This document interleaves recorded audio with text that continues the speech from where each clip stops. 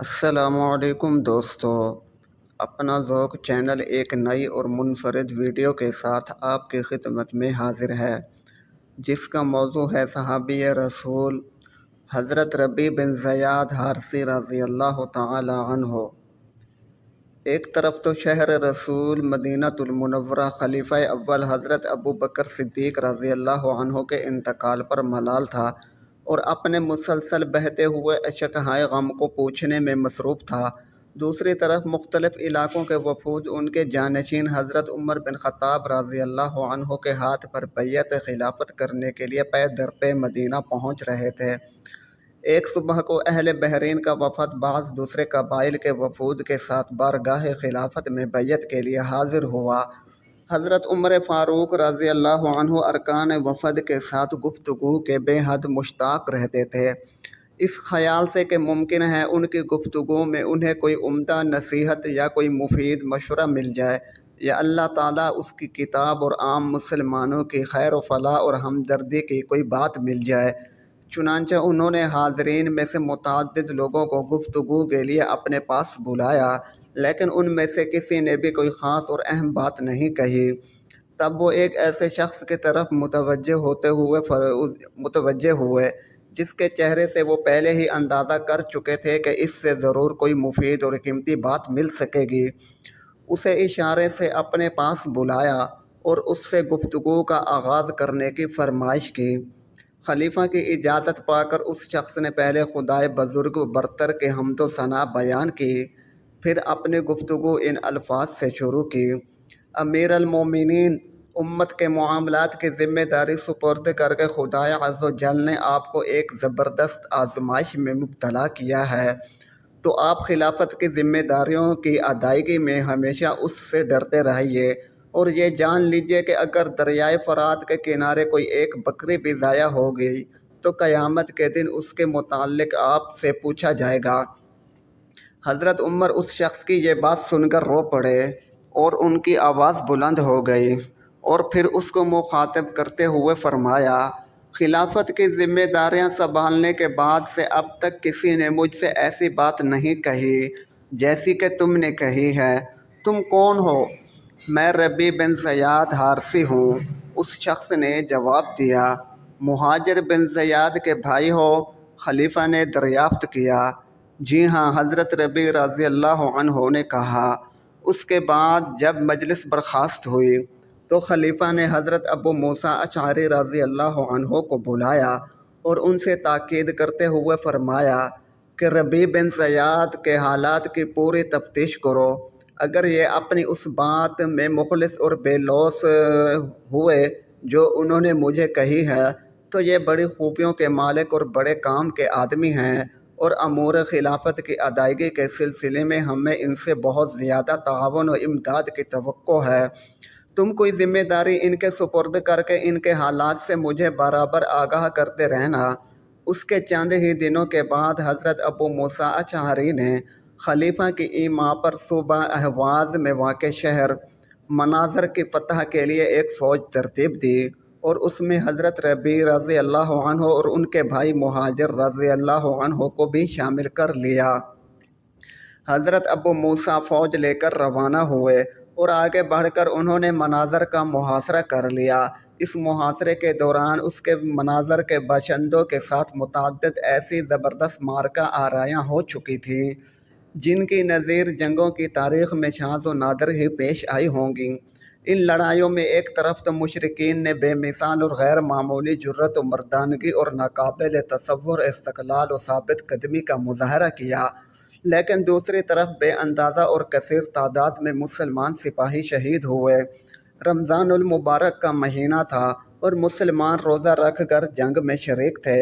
حضرت ربیع رضی اللہ عنہ کے بھائی حضرت مہاجر بن زیاد رضی اللہ عنہ نے بھی جب یہ دیکھا مسلمانوں کی طرف سے کثیر تعداد میں سپاہی قتل ہو چکے ہیں تو انہوں نے خدا کی رضا کی طلب میں اپنی جان نثار کر دینے کی قسم کھائی۔ پھر انہوں نے اپنے جسم پر حنوط ملا کفن پہنا اور اپنے بھائی کو وصیت کی۔ یہ دیکھ کر حضرت ربیع بن زیاد حضرت ابو موسیٰ اشعری کے پاس پہنچے اور ان سے کہا: मुहाजिर हालत सोम ही में अपनी जान राह खुदा में कुर्बान करने का फ़ैसला कर चुके हैं और मुसलमानों के ऊपर जंग और रोज़े की दो बड़ी सख्तियाँ जमा हो गई हैं, जिनकी वजह से उनके अज़ाइम कमज़ोर पड़ गए हैं और उनके हौसले पस्त हो गए हैं। लेकिन इस हालत में भी वो रोज़ा छोड़ने पर आमादा नहीं हैं। तो आप इस सिलसिले में सोच समझकर कोई मुनासिब कदम उठाने का फ़ैसला करें। ये सुनकर हज़रत अबू मूसा अशअरी उठ खड़े हुए और उन्होंने फ़ौज से पुकार कर कहा, मुसलमानों, मैं हर रोज़ादार को कसम दिलाता हूँ कि या तो वो रोज़ा छोड़ दे या जंग से अलग हो जाए।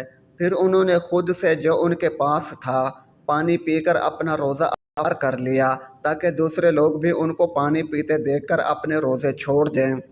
जब हज़रत मुहाजिर ने उनका ये ऐलान सुना तो उन्होंने एक घूंट पानी पीकर कहा, खुदा की कसम, मैंने प्यास के मारे पानी नहीं पिया बल्कि अपने अमीर की कसम पूरी की है। फिर उन्होंने अपनी तलवार बेनियाम की और बेखौफ व ख़तर दुश्मन पर पल पड़े और उसकी सफ़ों को चीरते और आदमियों को पिछाड़ते चले गए। जब वो दुश्मन की फ़ौज में काफ़ी अंदर तक घुस गए तो दुश्मन ने हर तरफ से उनको घेर लिया और आगे पीछे हर तरफ से उनके ऊपर तलवारों की बारिश कर दी, जिससे वो ज़ख्मी होकर गिर पड़े। फिर दुश्मन ने उनका सर तन से जुदा किया और उसे ले जाकर मैदान जंग में एक ऊंचे टीले पर गाड़ दिया। हज़रत रबी बिन ज़ियाद ने उनकी तरफ देख कर कहा, कितने सआदतमंद और काबिल फ़ख्र हैं आप और कितना उम्दा ठिकाना है आपका। खुदा की कसम, अगर अल्लाह ने चाहा तो मैं आपका और तमाम मुसलमान शुहदा का इंतकाम लेकर रहूँगा। जब हज़रत अबू मूसा अशअरी ने अपने भाई के गम में हज़रत रबी बिन ज़ियाद की इस बेकरारी और उनके इज़्तिराब की कैफियत को देखा और दुश्मन के ख़िलाफ़ उनके सीने में भड़कती हुई आतिश और गैज़ गज़ब का उन्हें एहसास हुआ, तो वो फ़ौज की क़ियादत से दस्तबरदार हो गए और उसकी कमान हज़रत रबी बिन ज़ियाद को सौंप कर खुद सूस का इलाका पता करने के लिए रवाना हो गए। हज़रत रबी रज़ी अल्लाह अन्हु अपनी फ़ौज को लेकर मुशरिकीन पर आंधी और सिलाब बनकर टूट पड़े।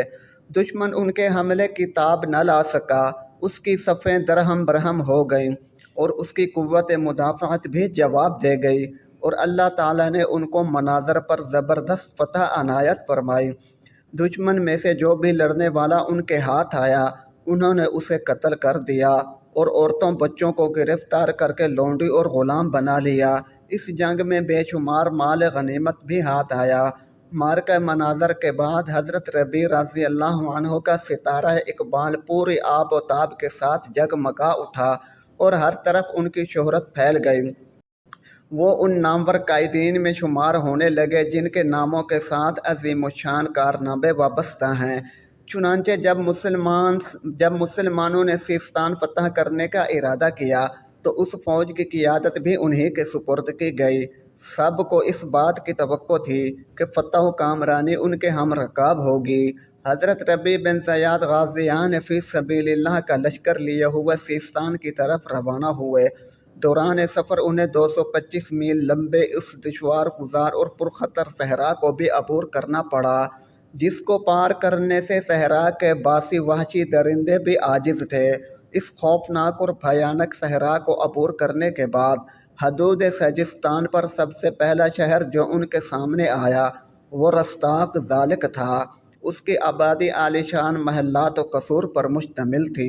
पूरा शहर चारों तरफ से बुलंद और मजबूत और मुस्तहकम फसीलों से घरा हुआ था। उसमें गल्लों, फलों और माल और दौलत की बेहद फरावानी थी। ज़हीन और दाना कायद हज़रत रबी बिन ज़ियाद ने वहाँ पहुँचने से पहले ही रस्ताक ज़ालिक में अपने जासूस फैला दिए थे।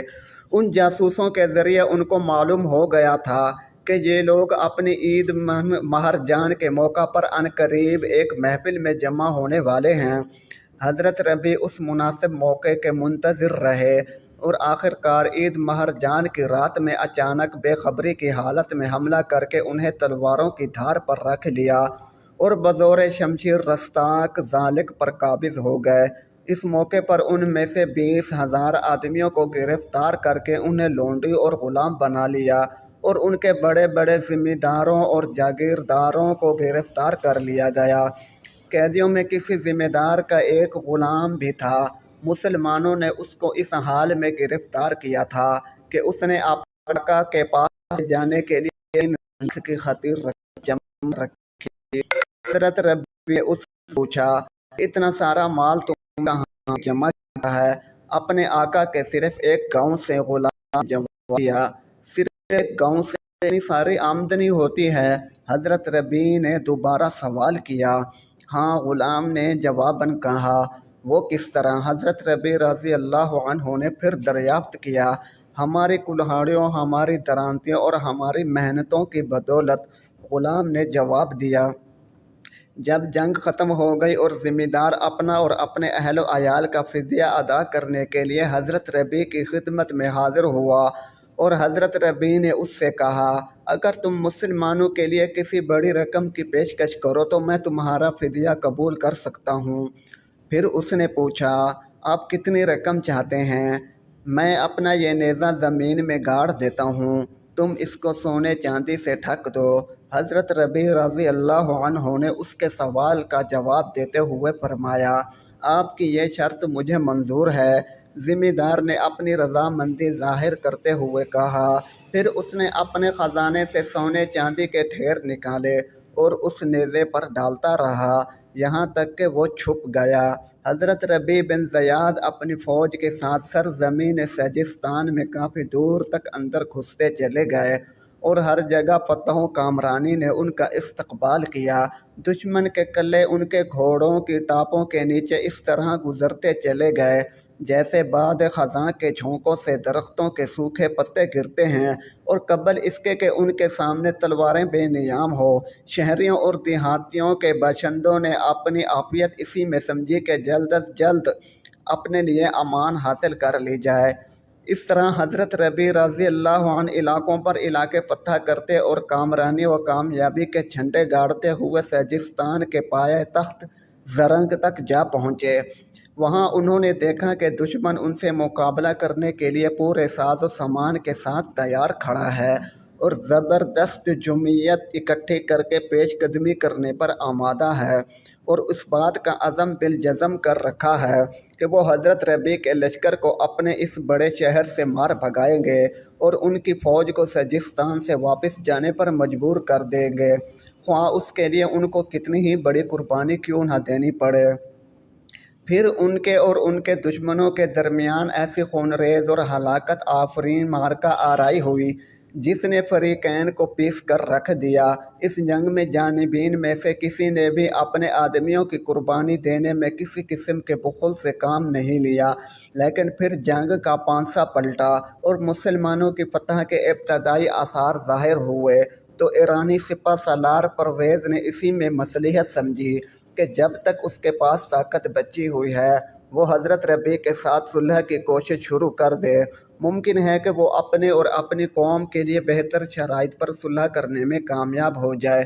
چنانچہ اس نے اپنا ایک قاصد حضرت ربی بن زیاد کے پاس بھیجا اور ان سے اپنی اس خواہش کا اظہار کیا کہ اس سے ملاقات کے لیے کسی مناسب جگہ اور وقت کا تعین فرما دیں تاکہ وہ ان سے صلح کی بات چیت کر سکیں۔ حضرت ربی رضی اللہ عنہ نے اس کی یہ بات منظور فرما لی۔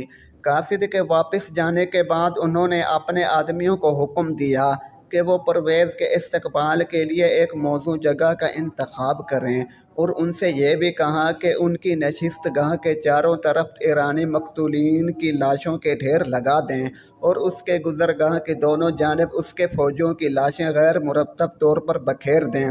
حضرت ربی رضی اللہ عنہ نہایت بارعب شخصیت کے مالک تھے۔ ان کا قد لمبا، سر بڑا، رنگ گدمی اور ڈیل ڈول ایسا زبردست تھا کہ دیکھنے والا ان سے مرعوب ہوئے بغیر نہیں رہ سکتا تھا۔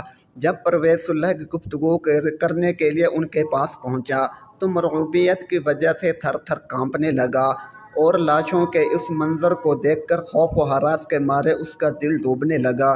اس کے اوپر اس طرح خوف مسلط ہو گیا کہ وہ حضرت ربی کے قریب آنے اور آگے بڑھ کر ان سے مصافحہ کرنے کی جرأت ہی نہ کر سکا۔ دور ہی کھڑے ہو کر ہکلاتے ہوئے اور لڑکھڑاتی ہوئی زبان سے خوشامدانہ انداز میں ان سے بات کی، اور اس شرط پر صلح کی خواہش ظاہر کی کہ وہ ان کو 1000 غلام پیش کرے گا۔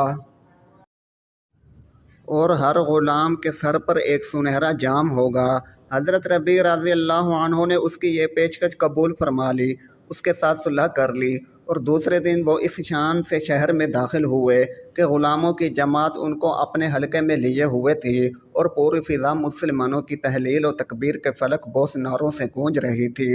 حضرت ربیع بن زیاد مسلمانوں کے ہاتھ میں ایک شمشیر برہنہ تھے جو دشمنان خدا پر حملہ آور ہوئے۔ انہوں نے مسلمانوں کے لیے بہت سے علاقے فتح کیے اور مختلف صوبوں کی گورنری کے فرائض بھی انجام دیے، یہاں تک کہ جب بنو امیہ کی حکومت کا دور آیا تو حضرت معاویہ رضی اللہ عنہ بن ابو سفیان نے انہیں خراسان کا گورنر بنا دیا، حالانکہ وہ دل سے اس ذمہ داری کو انجام دینے پر آمادہ نہ تھے۔ ان کی کراہت و ناپسندیدگی میں اس بات نے مزید اضافہ کر دیا کہ جب بنو امیہ کی حکومت کے ایک نہایت اہم اور ذمہ دار رکن زیاد بن ابی نے ان کو لکھا کہ امیر المومنین حضرت معاویہ رضی اللہ عنہ کا حکم ہے کہ جنگ میں حاصل ہونے والے مال غنیمت میں سے سونے اور چاندی کو مرکزی بیت المال کے لیے مخصوص کر دو اور ان کے علاوہ باقی چیزیں مجاہدین میں تقسیم کر دو، تو انہوں نے اس کے جواب میں تحریر کیا کہ تم نے امیر المومنین کی طرف سے جو بات لکھی ہے کتاب اللہ کا حکم اس کے خلاف ہے۔ پھر انہوں نے فوج میں اعلان کروا دیا کہ سب لوگ آ کر اپنا مال غنیمت میں لے جائیں۔ اس کے بعد انہوں نے خمس دارالخلافہ دمشق کو بھجوا دیا۔ اس خط کے موصول ہونے کے اگلے دن جمعہ تھا۔ حضرت ربیع نے سفید کپڑے پہنے، نماز جمعہ کے لیے مسجد تشریف لائے، جمعہ کا خطبہ دیا اور خطبہ کے بعد فرمایا، لوگو اب میں زندگی سے بیزار ہو چکا ہوں، میں ایک دعا کرتا ہوں، آپ سب لوگ میری اس دعا پر آمین کہیں۔ پھر انہوں نے دعا کی، خدایا اگر تو میرے حق میں کسی خیر کا ارادہ رکھتا ہے تو مجھے جلد از جلد اپنے پاس بلا لے۔ حاضرین مجلس نے آمین کہی، اور اس روز کا سورج ابھی آسمان میں غروب ہی نہیں ہوا تھا کہ جرأت و شجاعت اور عزم و حوصلے کا یہ منفرد پیکر سرزمین خراسان میں روپوش ہو چکا تھا۔ انا للہ و انا الیہ راجعون، رضی اللہ عنہ و ارضاہ۔ اللہ تعالیٰ ان پر راضی ہو اور وہ اللہ تعالیٰ پر راضی ہوں۔ دوستو، یہ تھی ہماری آج کی کاوش۔ امید ہے کہ آپ کو ہماری یہ کاوش پسند آئی ہوگی۔ مزید اس طرح کی ویڈیوز کے لیے ہمارے اس چینل کو سبسکرائب کریں۔ شکریہ۔